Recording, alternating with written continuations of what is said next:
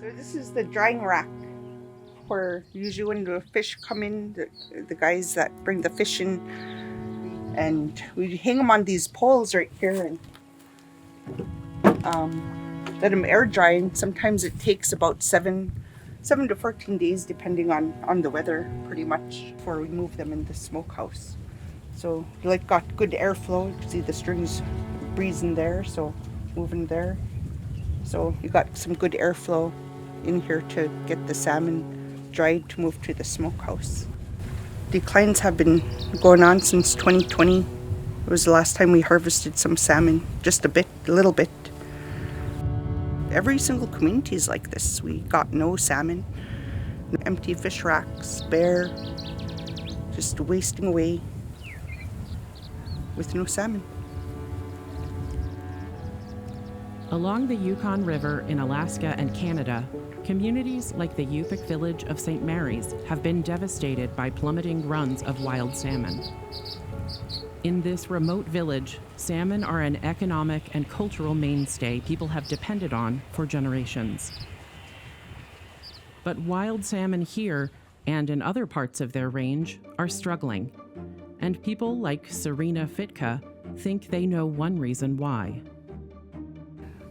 I believe the hatcheries are playing an impact on our salmon returns. Is they're in competition with the food that the fish are eating and just overpopulating our oceans. And it's common sense, in my opinion. Alaska leads the world in salmon hatchery production. Unlike fish farms that raise and feed salmon in pens, hatcheries incubate fertilized eggs and then set free young fish to complete the growing cycle at sea.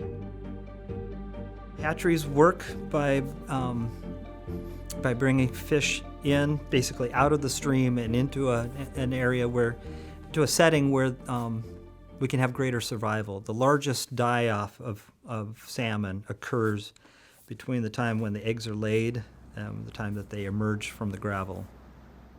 Salmon's natural homing instinct guides these fish to return to water bodies near the hatcheries when they're mature, making them readily available for harvest.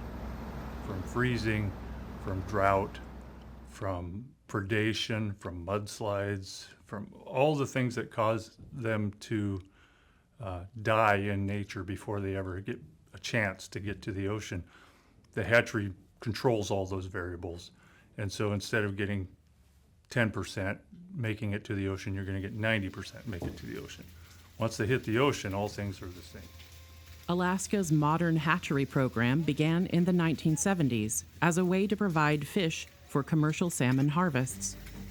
Since then, hatchery production has skyrocketed, and these fish have become ingrained in the lives and livelihoods of many Alaskans. Today, Alaska's hatcheries generate nearly $600 million in economic output each year, earnings no one is eager to give up. But this technological marvel comes at a cost.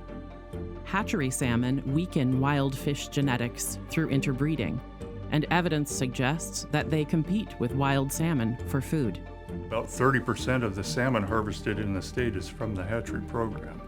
So you can put a dollar amount on that every year. At the inception of this program, it was recognized that the sheer scale of those programs, which average somewhere in the realm of 1.5 to 2 billion hatchery salmon are released. I think for pink salmon in Prince William Sound, it's somewhere on the order of 700 million.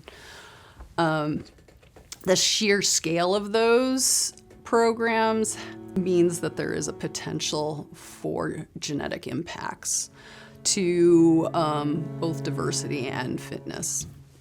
So we've studied what the impacts of hatcheries are on wild fish for several decades now, and everything from genetic problems to competitive problems. The genetic problems arise when the fish that should spawn in the hatchery mix and interbreed with fish in the wild part of the ecosystem. And then those so-called hatchery genes can make it into the genes of the offspring of that interbreeding, And in many cases, it results in much lower fitness of those hybrid fish. Hatchery origin fish had about half the reproductive success of natural origin fish.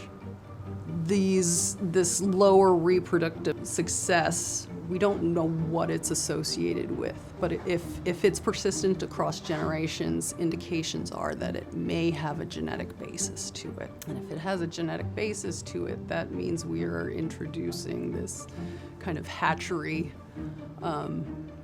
based genetic background into the system. That could have downstream effects on the overall productivity of the natural systems themselves.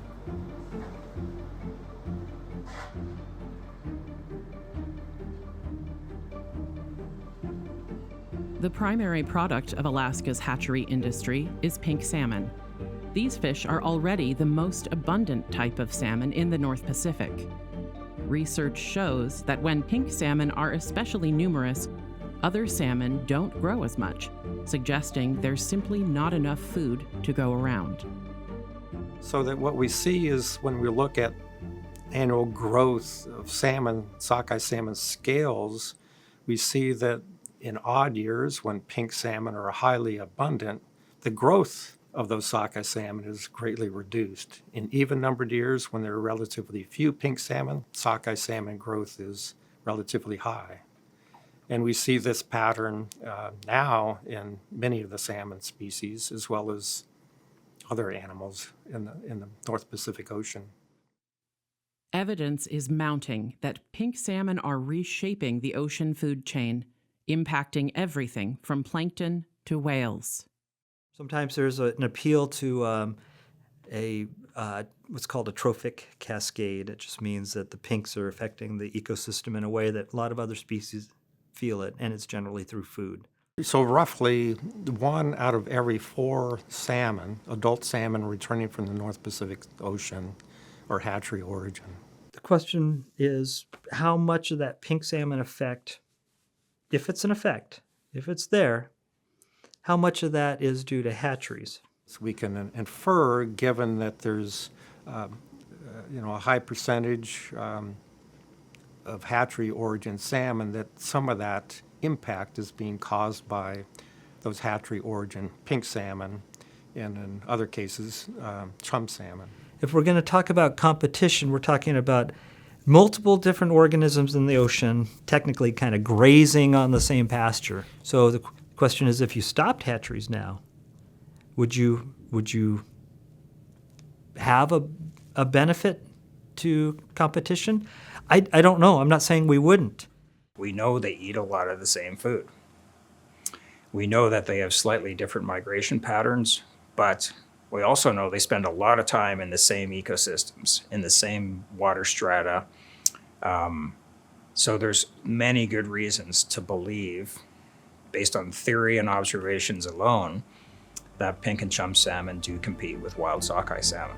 You have to wonder why hatcheries continue to produce massive numbers of hatchery pink salmon.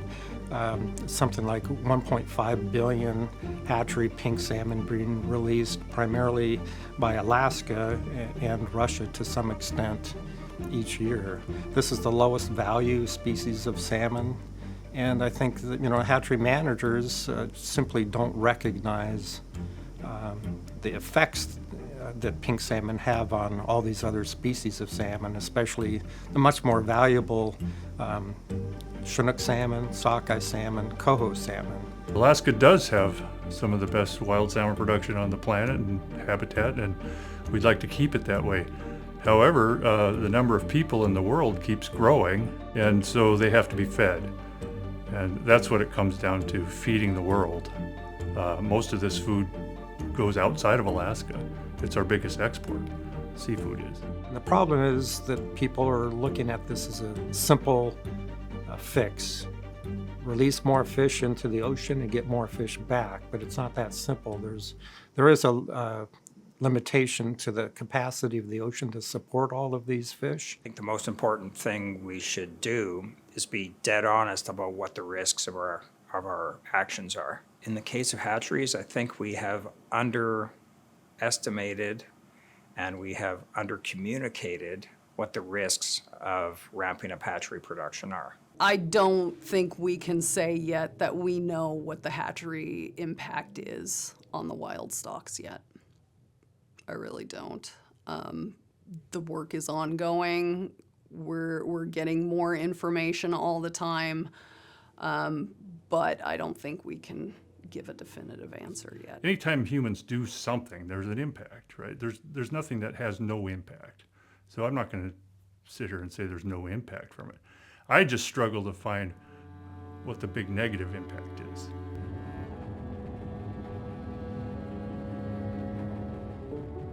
For me, there's a lot of factors, a lot of variables that are, I think, causing the declines. Warming up the water, it's not only in the river, but out in the ocean as well. Pumping a bunch of fish into the ocean that's not naturally being done. It's all human action is.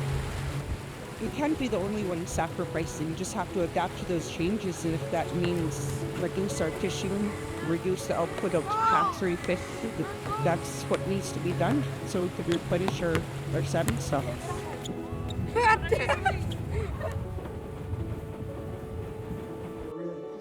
The last time we got to fish for kings was in 2020, I believe. That was the last time we were able to gather and harvest whatever kings we could. Well, anyway, that summer, my king salmon backbones dried really good. To this day, my husband and I, we've been making those bones last. We still have a few more pieces, and we cut off little pieces because we crave them so much. And we eat them only when we have that really bad craving. So we take our backbones and we cut off little pieces and eat one side. We used to eat all the meat we could and let our dog have the bone. Now we don't even share with our dog. We need our voices heard, and we need advocates to really, even if it's just say that I got no fish. I'm good. That's all you need to say.